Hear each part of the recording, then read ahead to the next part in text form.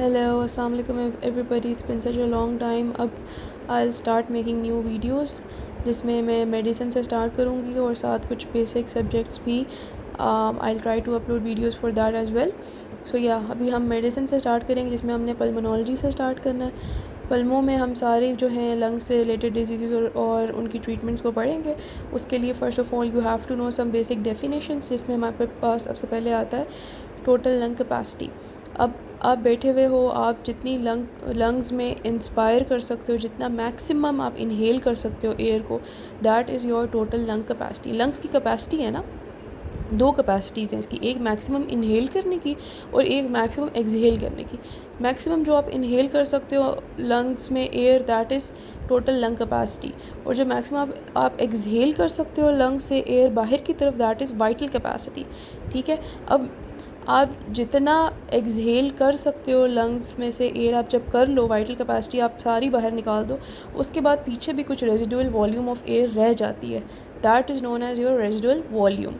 So total अब हम देखें अगर टोटल लंग्स की कैपेसिटी कितनी होती है। ठीक है, एक तो हमने इनहेल करने की कैपेसिटी देख ली और एक हमने एक्सहेल करने की देख ली। अब जो टोटल कैपेसिटी है उसको कहते हैं टोटल लंग कैपेसिटी, TLC।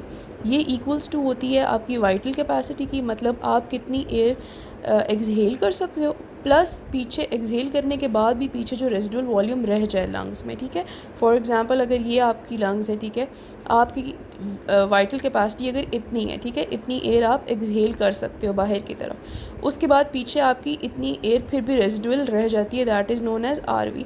तो ये दोनों को प्लस करके आपके पास बन जाता है टोटल लंग की कैपेसिटी। ठीक हो गया।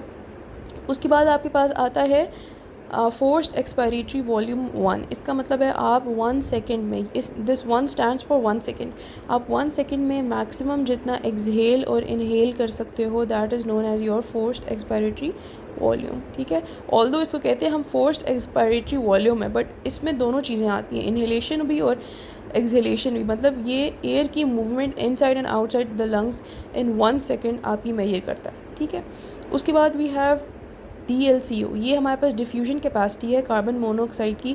इसमें बेसिकली ये होता है कि ये आपके, ठीक है, लंग्स हैं, ये आपके लंग्स में एयर आई, यहाँ पे एल्वियोलाई हैं। ठीक है, अब ये एल्वियोलाई और यहाँ पे हमारे पास होती हैं वेसल्स होती हैं, यहाँ पे एक्सचेंज हो रहा होता है ऑक्सीजन का। कितना एक्सचेंज, कितनी डिफ्यूजन हो रही है यहाँ से ऑक्सीजन की from lungs to your blood, इसको कहते हैं हम डिफ्यूजन कैपेसिटी। मतलब कितनी कैपेसिटी है आपकी लंग्स में और कि वो ऑक्सीजन को from the side of lungs to the side of vessels diffuse करा सकें। अब ये जो सारी हमने टर्म्स देखी है ना, इनको हम कहते हैं pulmonary function tests, PFTs, pulmonary function tests. जैसे हम लिवर के लिए करते हैं ना, लिवर फंक्शन टेस्ट, LFTs, इसी तरह लंग्स के लिए हमारे पास होते हैं PFTs। तो ये सब हमारे पास PFTs हैं। अब हम आगे इनकी बेस पे ही देखेंगे कि ऑब्स्ट्रक्टिव लंग डिजीज़ क्या होता है और रिस्ट्रिक्टिव लंग डिजीज़ क्या होता है नेक्स्ट वीडियो में।